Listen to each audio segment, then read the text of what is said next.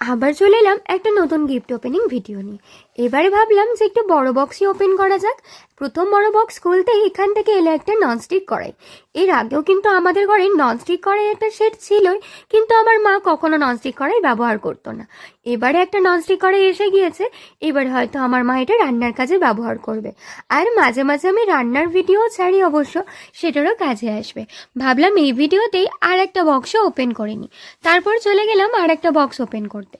তো আমার ভীষণ ভয় করছিল, কারণ যদি আবার একটা ননস্টিক কড়াই হয়ে যায় তাহলে দুটো একই জিনিস হয়ে যাবে। তো যাই হোক, ভয় শেষে কেটে গেল, কারণ দেখতে পেলাম এর ভিতরে ননস্টিক কড়া না, এর ভিতরে রয়েছে এমন একটা জিনিস যেটা আমার ঘরে আগে ছিল না। তো মনে হলো যেন আমার ঘরে বেশ বুঝে শুনেই গিফট পাঠিয়েছে।